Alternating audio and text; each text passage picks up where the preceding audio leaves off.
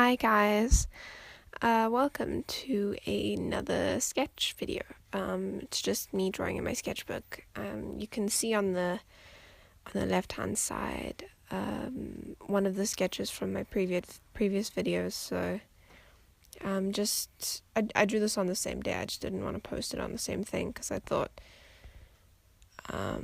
it would be a lot of the same thing in one video because I was using the same stuff. So I figured, I might as well keep the footage. I'm quite proud of the work or at least I like it a lot, of the work that I did. So I didn't want to get rid of the footage, but I felt like having two ink pen drawings in one video when my video was already like 10 minutes long, and this one's like 15 minutes long, just would get a bit tedious. So I thought I'd split it up.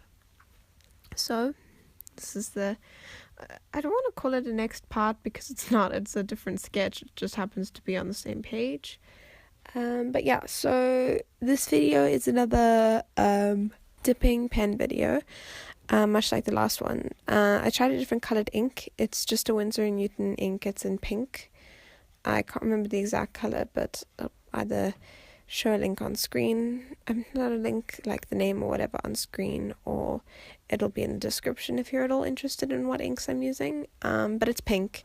It's also a water soluble ink, so later in the video you will see I have used a paintbrush with some water on it, and I made the ink bleed, but I'll talk about that more when we get to that. So yeah, I was basically really feeling or enjoying the brush pen, not the brush pen, the dipping pen. So I wanted to do another one with it. Also, I've decided that this was my dipping pen page in my sketchbook. Basically, I just sat for a couple of hours. I was watching a series of videos on YouTube. I can't remember, but I was watching something on my laptop and just sitting and drawing, which was a lot of fun. I don't know if I did mention this in the video on the previous sketch, but I did use a reference picture for it, kind of. And then this one I tried to use a reference for it, and it really didn't work out. I did cut that out of the video. It was a bit annoying. I literally drew a line and then I erased it, and then I drew another one and then I erased it. And, carried on for about 5 minutes, and then I gave up and erased the whole thing and decided that the reference really wasn't working for me. So I canned the reference and just started drawing. And I've noticed something about the way that I draw is I kind of have, if I'm drawing people, I don't want to say signature pose because it's not that, but a facial position that works really, really well when I don't have reference. I feel like it's because I've drawn it a lot. So I've gotten really good at drawing it without looking at a picture of it, and it still looks pretty decent. So that's this one, where the face is kind of slightly turned away, but not really. It's the default face. If you look at a lot of my drawings, they are in this position. I suppose I should probably branch out, get some more variety in, but you know what, it works. And when I'm really frustrated and I want to draw and everything, I'm not drawing.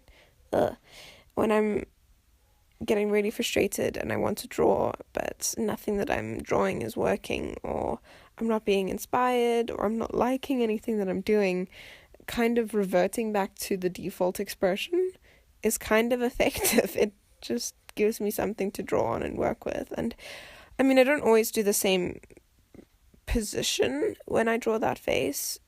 It's mostly just the eyes that are the same, and then the mouth, the nose, the eyebrows kind of change so that there's a different facial expression, and then the shoulders will be tilted at a different angle, whatever, which gives like each drawing different character, even though the base facial expression is kind of still the same as a lot of my other drawings. So that's kind of a cheat, I suppose, which, to drawing, learning a couple standard poses that you get really, really good at, and when in doubt you can revert back to that. I'm not saying like don't use reference and don't grow your repertoire and don't learn new things, but you know, in a pinch, if you're bored, if you don't have any reference to look at, it does work out pretty decently. So maybe I should do a video on that. If you guys are at all interested in any kind of video on how to change facial expressions without really changing the base of what you're doing, I can try do one on those, maybe like a tutorial on that. It's actually not a bad idea. But yeah, if you're at all interested, if anyone is at all interested, I say this like I have millions of subscribers. I have like 10, and I really appreciate those 10. So if anyone who's watching this video would like to see that, and want to let me know, that'd be cool, and I can make that for you. And then here I just need to interrupt my random rambling. Basically what happened was I did the whole water with the ink thing, dropped the ink in the water and made like a background that's kind of abstract or whatever, and then I decided it's a good idea to raise my pencil lines, and then I smudged my ink. And I was like, because it wasn't like a small smudge in the same direction, it was like completely across the face.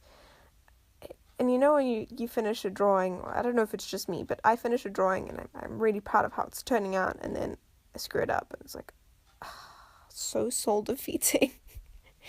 Anyway, so I was sitting at my desk and I thought, you know what, I like this drawing too much to not do anything about it. So then I thought, oh, okay, well, I have some white acrylic paints. Let me just use that. So I got out the white paint and I started using it, forgetting that the ink is water soluble, which is ridiculous because I literally just used the water solubleness of the ink to make a background. Anyway, I forgot. And acrylic color kind of, or at least the way that I was using this one, I put a little bit of water with it. So obviously it reactivated the ink on the page because I'm a twit. And I forgot that was a thing. And then the hair started going pink. I was like, oh no, I've messed it up again. And then I thought, you know what, I actually haven't. What if I just use this pink to make some shadows? And I did. And it really turned out well. So I'm really not mad at the way that turned out. And I think it does talk a lot about, you know, if you do smudge your work, or if something doesn't quite react the way that you expect it to, it doesn't mean that the work is dead and it's over and you have to tear it out of your sketchbook and crumple it up and throw it across the room. And you know, you don't have to give up on your sketch. You can find a way to fix it if you want to. I mean, if you've gotten to that point while you're drawing where you're sitting there and you're like, why am I even doing this? It's not enjoyable anymore. Then don't fix it. I mean, some sketches are sketches. They don't have to be finished, completed things. I mean, a lot of the stuff that I've done in my sketchbook that I've shown on YouTube is more completed, but that's just because it makes a slightly more interesting YouTube video than like a 2-second doodle of a cat that's really, really awful, and then I end up erasing it or just leaving an awkward doodle in the corner.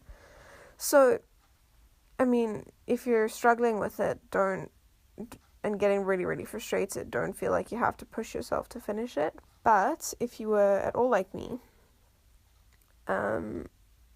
and you really were quite enjoying the way that the piece was going, and you liked some of the stuff that happened, but you did mess it up in some way, there are ways to fix it. I mean, you can always break out some white paint. And the nice thing with using like painting medium with, I want to say a painting medium corrective, but it's most like if I'm painting and then I use white paint to cover up my mistake, because it kind of retains the same picture as the texture. Ooh, goodness. It kind of retains the same texture as whatever it is that you're drawing. So if I were to be painting something and then I used a white colored pencil to fix up the mistake that I've done on, say, something like this, an ink drawing with lots of dipping pen line work, very crisp, very clean, and that was the only place that I'd used a coloring pencil on this whole thing, and it would make like a textured element, because the paper the paper in my sketchbook is quite textured.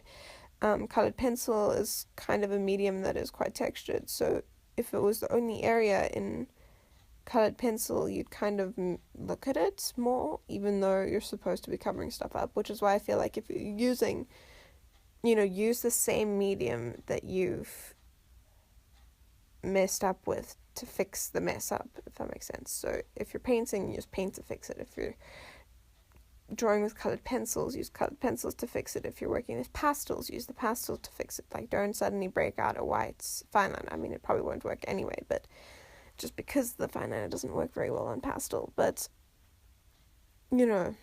try keep it relatively consistent with what you're doing, because then it draws less attention to it. I mean, if you want to draw attention to it, that's also fine. I mean, it could make a really nice effect, or you can maybe incorporate that thing that you've used to correct the mistake in other places in the work, and that would also be super cool. But if you want to hide it, don't use something that would stand out. But yeah, I really enjoyed working on this one. I had a lot of fun, and I don't really do stuff with ink too much anymore. I've been a couple of months ago I tried out watercolor for the first time, and I'm really, really enjoying it. So I've kind of moved away from inks a little bit, and it felt good to get back into it. So I'm glad I did do that. But yeah, and if you guys did like it, you can follow me on Instagram, or like the video, or comment on the video, or really do whatever you want. And if you feel like liking and commenting, that would really mean a lot to me. So yeah, thank you so much for watching the video, and I hope you have a great week until next Sunday when I post another video. Hopefully. I haven't broken that yet, but I suppose it's the first time for everything. But yeah, I will see you next week, and I hope you have a great week until then. Thanks for watching. Okay, bye guys.